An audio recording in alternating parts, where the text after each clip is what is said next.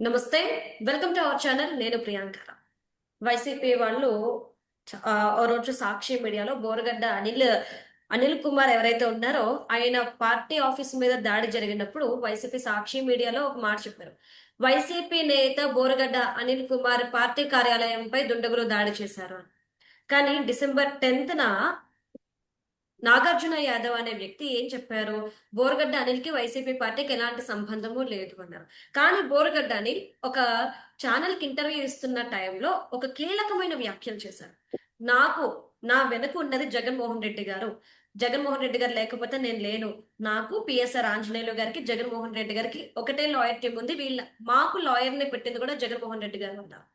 మరి ఇప్పుడు ఎవరి మాటలు నమ్మాలి? ఎందుకు సడన్ గా బోరుగడ్డ అనిల్ మావాడు అని చెప్పుకున్న వైసీపీ సడన్ గా మాకు ఆయనకి సంబంధం లేదు అంటుంది. ఎవరి మాటలు నమ్మాలి అనేది ఇప్పుడు ఒక పెద్ద కన్ఫ్యూజన్. సో దీని గురించి చర్చించుకుందాం. మనతో మాట్లాడడానికి ప్రముఖ పొలిటికల్ అనలిస్ట్ అంకమరావు గారు ఉన్నారు. ఆయన అడిగి తెలుసుకుందాం. నమస్కారం సార్. నమస్తే అమ్మా. సార్, బోరగడ్డ అనిల్ విషయంలో ఒక్కొక్కరు ఒక్కొక్క మాట చెప్తున్నారు. వైసీపీ వాళ్ళేమో ఇప్పుడు మాకు ఆయనకి ఎలాంటి సంబంధం లేదు, మా పార్టీ నాయకుడు కాదు అంటారు. వాళ్ళే ఒక రోజు వైసీపీ నేత అని చెప్తున్నారు. ఇప్పుడు ఈయన వచ్చేసి నాకు పిఎస్ఆర్ ఆంజనేయులు గారికి, జగన్మోహన్ రెడ్డి గారికి ఒకటే లాయర్ టీం ఉంది. అసలు ఈ లాయర్ ని పెట్టిందే జగన్మోహన్ రెడ్డి గారు. ఆయన లేకపోతే నేను లేను, నన్ను బయట తీసుకొచ్చింది ఆయన అని చెప్పేసి చెప్తున్నారు. ఎవరి మాటలు నమ్మాలి? ఎందుకు సడన్ గా బోరగడ్డ అనిల్ మా వాడు కాదనేస్తున్నారు వాళ్ళు? మీరు త్వరలోనే ఇంకా సజ్జల రామకృష్ణారెడ్డి మావాడు కాదు, ఆ, నాగార్జున యాదవ్ మావాడు కాదు, చెవిరెడ్డి భాస్కర్ రెడ్డి మావాడు కాదు, మిథున్ రెడ్డి మావాడి కాదు అనే వార్తలు కూడా మీరు వింటారు. కావాలంటే చూడండి. ఓకే. ఇవాళైతే వీళ్ళకి కొత్త ఏమీ కాదు కదా. ఇప్పుడు నిండు సభలో ఆంధ్ర రాష్ట్రానికి దేవాలయం లాంటి శాసనసభలో సాక్షి రాసింది మీరు ఎలా నమ్ముతారు అని చెప్పని స్వయంగా ఆ రోజు జగన్మోహన్ రెడ్డి గారు చెప్పిన విషయాన్ని కూడా మనం మర్చిపోవద్దు. నిజమే సార్. కాబట్టి బోరగడ్డ అనిలు ఇప్పుడు ఆయన మామూలుగానే ఒక మాట మాట్లాడితేనో లేకపోతే వేరే విధంగా ఆ రోజు అతను ప్రగల్భాలు పలికితేనో కోటమరెడ్డి శ్రీధర్ రెడ్డి లాంటి వాళ్ళని కావచ్చు, ఇది బండి కట్టుకొని లాక్కొస్తానని ఒక్కసారి గనక ఒక్క క్షణం గనక నాకు కనుసైగ చేస్తే జగన్మోహన్ రెడ్డి పవన్ కళ్యాణ్ ని లేదంటే లోకేష్ బాబు గారిని ఏం చేస్తానని చెప్పని అతను మాట్లాడిన విధానం కావచ్చు. ఆ రోజు అతను కారాగారంలో ఉన్నప్పుడు అతను రక్షించడానికి మీరన్నట్టు లాయర్ల టీంని ఎవరు ఏర్పాటు చేశారో ప్రజలందరికీ తెలుసు. కాబట్టి ఈ రోజు ఈ బోరుగడ్డ అనిల్ లాంటి వ్యక్తి మనకు వద్దు అనుకుంటున్నారు అంటే అది ఇంకా జగన్మోహన్ రెడ్డి అనలేదు. రేపు పొద్దున నేను అందుకే అన్నాను, నాగార్జున యాదవ్ ఎవరు ఈ మాట అంటానికి కూడా అని అంటారు. ఎందుకంటే బోరుగడ్డ అనిల్కి వెనకమాలుండి ఏమేం చేసింది, ఎంత ప్రోద్బలం ఇచ్చింది, ఆర్థిక సహాయం ఏ విధంగా చేసింది, ఇవన్నీ కూడా బయటకు వచ్చినాయి. ఇవన్నీ దాచిపెడితే దాగేవి కాదు. అవును. నాగార్జున యాదవ్ మాట్లాడినా ఇంకోళ్ళు మాట్లాడినా కూడా వాస్తవాలు అయితే కళ్ళ ముందు కనపడతానే ఉన్నాయి. బోరగడ్డ అనిల్కి అతనికి సంబంధించినంత వరకు కూడా సాక్షి దినపత్రిక కావచ్చు, సాక్షి ప్రసార మాధ్యమం కావచ్చు, గతంలో ఏం ప్రచురించినాయో మనందరికీ తెలుసు. ఈ రోజు వాళ్ళ పార్టీకి సంబంధం లేదని ఎందుకు అనుకుంటున్నారంటే చాలా విషయాలు ఒక్కొక్క విషయాలు వాళ్ళకి చుట్టుకుంటా ఉంటాయి.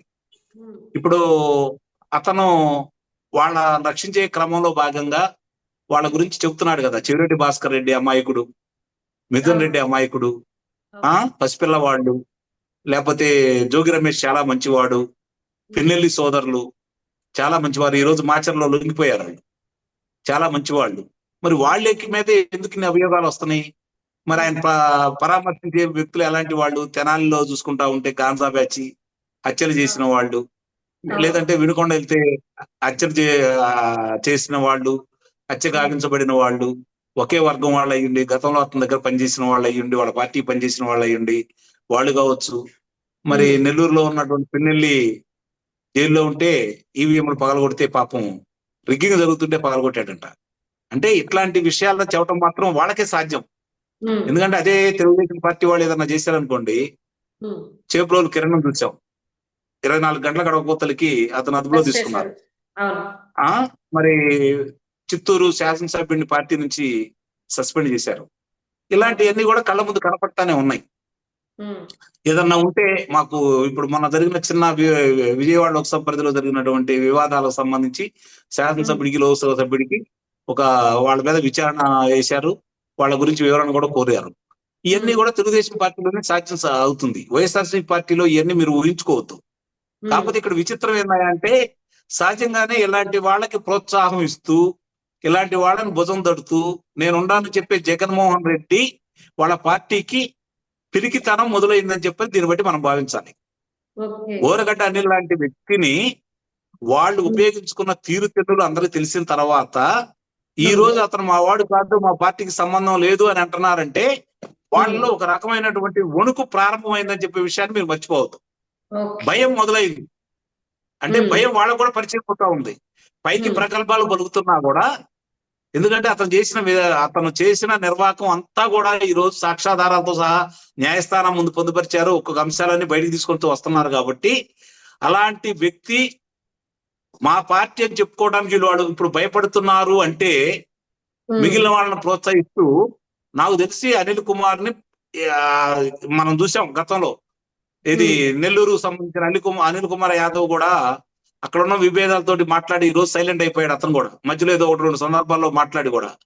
అలాగే ఇలాంటి వ్యక్తులు వీళ్ళందరినీ కూడా రేపు పొద్దున మాకు ఎలాంటి సంబంధం లేదని చెప్పి ప్రజల దగ్గరికి రావాలనే తలంపుతోటి ఒక్కోటి మెడకు చుట్టుకుంటున్నాయి. కాబట్టి ఇప్పుడు ఇతనికి సంబంధించినటువంటి బోరగడ్డ అనిల్కి సంబంధించినటువంటి విషయాలన్నీ కూడా న్యాయస్థానంలో త్వరలో రుజువు కాబోతున్నాయి. కాబట్టి తప్పించుకునే క్రమంలో భాగంగానే ఇప్పుడు ముందస్తుగానే నాగార్జున యాదవ్ తోటి చెప్పించారని అయితే నేను భావిస్తున్నాను. అంతకు తప్ప అతను చేసిన ప్రతి కార్యక్రమానికి ఆ పార్టీ అండదండలు ఉన్నాయి, జగన్మోహన్ రెడ్డి అండదండలు ఉన్నాయి, ఆ ముఖ్య నాయకుల యొక్క అండదండలు ఉంటేనే అతను ముందుకెళ్ళాడు. లేకపోతే ముందుకెళ్ళలేడు కదా ఎవరు కూడా. ఏ రాజకీయ పార్టీకైనా ఇదే గుర్తుపెట్టుకోండి. ఏ రాజకీయ పార్టీకి సంబంధించిన వ్యక్తి అయినా సరే ఆ ప్రభుత్వం ఉండగా చెలరేగిపోయాడు అంటే నిస్సందేహంగా ఆ ప్రభుత్వం యొక్క అండదండలు ఉంటేనే ఆ వ్యక్తి చెలరైపోతాడు. లేకపోతే అతను అదుపులో పెట్టడం ఎంతసేపు పని. మరి ఇప్పుడు ఈ కూటమి ప్రభుత్వం ఎందుకు అదుపులో పెడుతుంది అతన్ని? అంతకుముందు మాట్లాడినట్టు ఎందుకు మాట్లాడలేకపోతున్నాడు? ఎందుకంటే వీళ్ళు ఏం చేస్తారో ఏం చేశారో అతను తెలుసు కాబట్టి. అప్పుడు వాళ్ళు ఏం చేయలేరు కాబట్టి ప్రోత్సహించారు కాబట్టి ఆ రోజు చెలరైపోయాడు. ఇప్పుడు కొన్ని విషయాలలో పరిధి దాటి చేశాడు కాబట్టి అతను కొన్ని విషయాల్లో అవన్నీ ఎక్కడ మా మెడకు చుట్టుకుంటాయో అని చెప్పని ఈ రోజు ఈ బోరగడ్డ అనిల్ని కావాలని చెప్పని వాళ్ళు బలిపశం చేస్తున్నారని అయితే నేను నిస్సందేహంగా చెప్పగలను.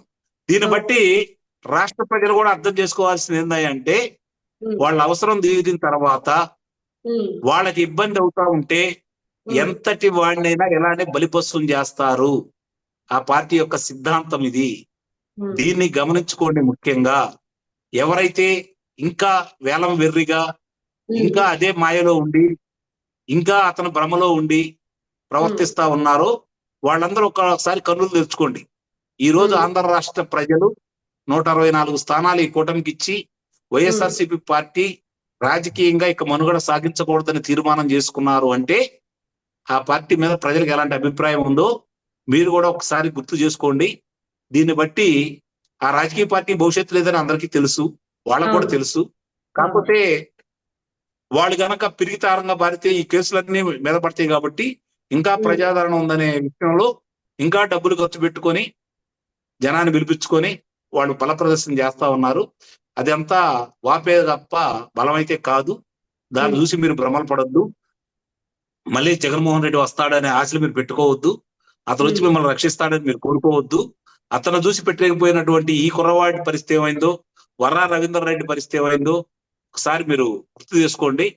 దాన్ని బట్టి మీ భవిష్యత్తు కూడా ఉంది. ఎందుకంటే నాకు తెలిసినంత వరకు రేపు ఆంధ్ర రాష్ట్రంలో ఈ పరిశ్రమలన్నీ కూడా తన పనులు మొదలు పెడితే మళ్ళీ విదేశాల నుంచి పక్క రాష్ట్రాల నుంచి మనకి అవసరం అవుతారు జనాభా. కాబట్టి మనకు చేతి నిండా పని ఉంటుంది. మీరు మీ కుటుంబ సభ్యుల దగ్గరే ఉంటూ, మీ తల్లిదండ్రుల దగ్గరే ఉంటూ, మీ గ్రామాల్లోనే ఉంటూ మీ చేతి నిండా పని ఉంటుంది. కాబట్టి ఇప్పటికైనా సరే ఆంధ్ర రాష్ట్ర యువత ఇంకా ఆ మద్యం మత్తులోనూ ఆ గాంధా మత్తులోనూ అతను వెంట నడిచే వాళ్ళందరూ కూడా ఒకసారి ఆలోచించుకోవాలని చెప్పని మీ ద్వారా ఆ తెలిసి తెలియని వయసులో పొరపాటు చేస్తున్నటువంటి వాళ్ళకి నా ద్వారా నేను చెప్పాలనుకున్న మాట ఇది. Okay sir, right. Thank you so much sir. Thank you.